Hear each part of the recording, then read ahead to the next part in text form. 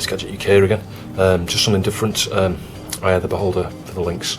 Now there are quite a few carts floating around that are betas and prototypes, and they're just like a slideshow type thing, but this is the full completed beta that was ready to ship apparently. And there's a bit of a story behind, well, short story behind it. Atari basically hummed and hawed about it for a while. I think it went through different quality assurance and testing stages and stuff, and Atari felt it was too complicated for the average player, and for some reason it got shelved. They probably hadn't decided to can it, but it was shelved, and it was shelved so long that basically, you know, the end of the Lynx came before it could be released. I don't know how, but someone, I think Harry Dodgson or someone, got hold of a copy of that many years ago probably, and I think there were a few original prototypes floating around. This isn't one of them. This is a reproduction cart. As you can see, it's a pretty cheap PCB here. There's nothing particularly exciting about it. I had to get the chip off here originally because the way it was soldered so the pins weren't through the holes at the bottom, and it was an absolute nightmare to get off just due to the quality of this PCB. Hence there's loads of glue there around, and that's really just because I had to fit it back in the same sort of manner. I put it in a socket this time round. It wasn't in a socket originally. It probably won't fit in a Lynx 1 this, or it fits in my Lynx 2. But the key with this cart, this remake, and I think this was hacked, the actual ROM was hacked by Sage, guy that frequents the Atari Edge forums, in order to work with this particular type of, I'm not sure what it is it an EEPROM?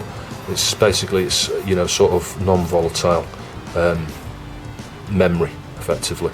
So you can see that it's a HN58C65P-25. Yeah, so he did a quick mod to the code there so that it would work with that particular type of chip. I think the original ROM was designed to work with a different type of chip, a battery backup thing. So I think if they had the original cart shipped, you would have had a little button cell on there with a battery or something, and you know, probably would have ultimately needed replacing over years of use, or they might have stuck a NICAD or something on it that ultimately probably would have leaked. I don't know, but anyway, yeah. So this is a reproduction. So the other thing worth mentioning is using this in my flash card at the moment. It's 512k ROM image. Something else I guess worth mentioning is that it's not publicly available, this ROM image at the moment. I've dumped it. I think one or two of the people have dumped it.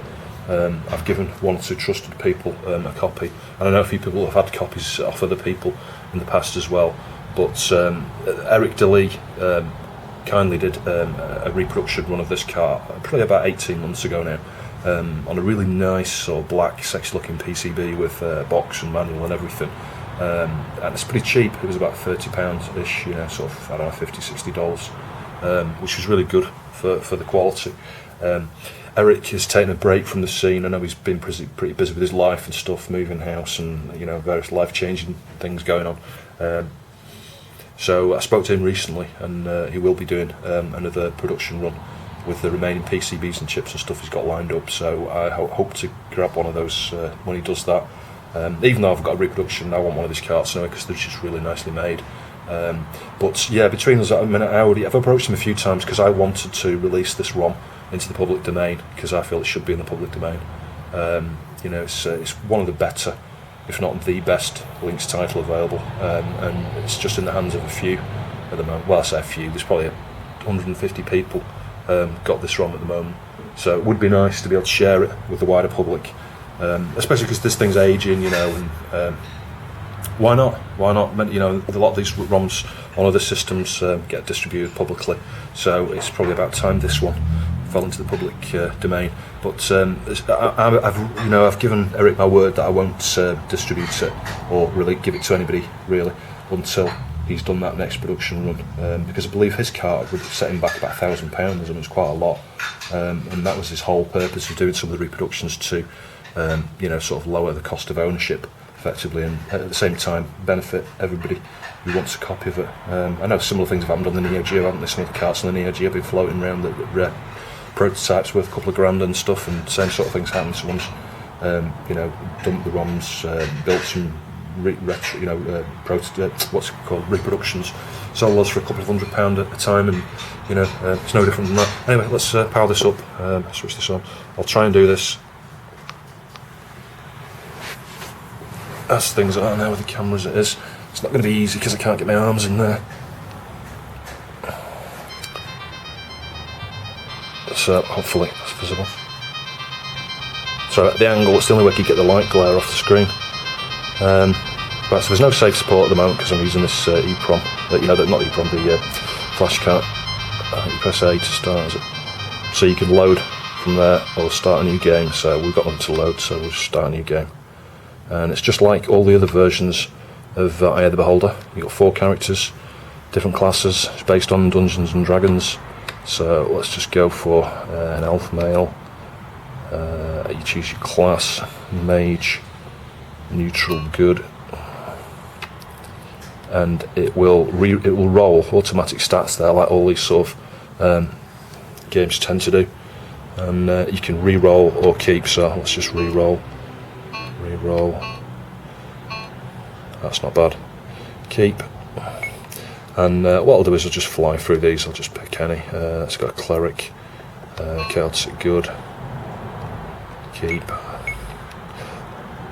dwarf, male, thief, Celtic, neutral, keep.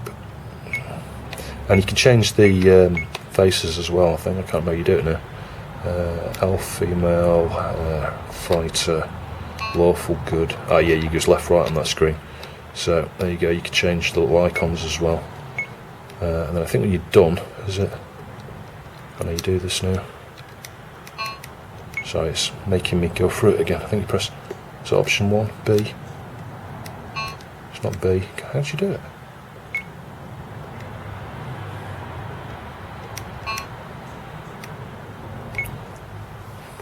Option 2. It's option 2. You can see, so we started. You get a bit of an introductory thing. You don't get the cutscenes and things. You get the little introductory animated intro you get with the Amiga and the ST and stuff. I thought about taking this ROM and doing an introductory sort of animation, if you like, series of animation with the guys walking up, your party walking up the steps to see the king or whoever it is, and modifying the ROM because there's enough space in that 512K image to do that, but I need to spend some more time looking at that because it's the way the encryption works on the Atari Lynx is the biggest inhibitor in order for me to do that, really. But yeah, so you get an introductory thing there, then you start. As you can see, it's caved in. I think A and B rotate you left and right, and I guess this is where Atari thought it might be too complex. I think you press option 1, brings up your little cursor, and you can use B to pick things up. You can throw them just like you can on the other systems. You can put things in your hand if you've got the hand icon empty, so he's got a rock, or you can pick them up, and then you press option 1 a second time. Sorry, it's option 2. Option 2, and that shows you your party screen, and then you press option 2 again that way. Sorry, back into party screen. It's been a while since I played this, and you can select the character, see their inventory, put things in their inventory. Obviously you've got the different body position, armour slots and space for rings, quick access. You've got 3 slots here for quick access stuff on your belt, which will automatically replace. If you've got a rock, I think, in your left hand, and then you've got 3 rocks here, as you throw them, it will automatically replenish them from your belt. You've got a food system, just the same as the original. So drinking food and water, obviously, increases your food level, which ultimately, over time, regenerates HP. Sorry, it's been a while since I played this. It is pretty full. It's complete. There's nothing missing, really. You can rest your party. That'll increase the health and stuff, and any damage, heal them and stuff, and all that sort of stuff. Spells might wear off. You can pray for spells. I think that's 4 clerics. Memorise spells. Decide which spells you want out of your sort of spell book. There are 5 different levels of spells. Some of them you start with, obviously, the level. I think level 1, you get mostly level 1, level 2, and then 3, 4, 5 as you go through the game and you find objects and gain new skills and gain levels and stuff. So let's exit that. That's rested. So I'll just proceed. So I'll just turn Sorry, I'm in the wrong screen. And this is where it could get confusing. You've got to make sure your cursor's not up to in order to navigate. So go down here, and as you can see, this is just like all the other versions. You know, you get stuff on the floor like that. Bring your cursor up, see what it is. Lockpicks.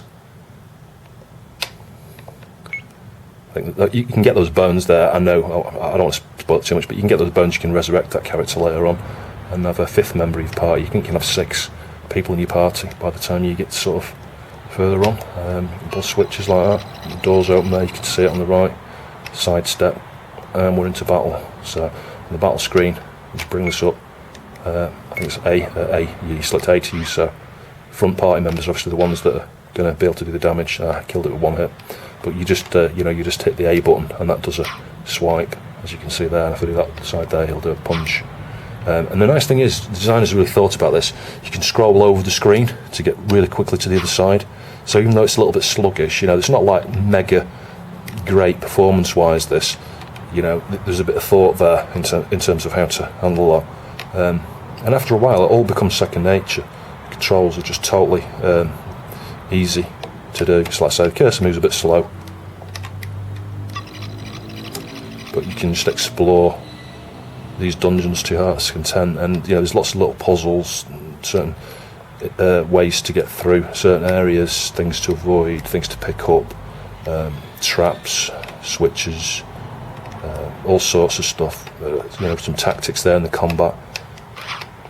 Like I say, you really want your ranged characters at the back, because they're the ones that are the people at the front take the damage, and they're the ones that you want melee. So I can't really use that. You can't use that sword or whatever back there because he's not in the right place.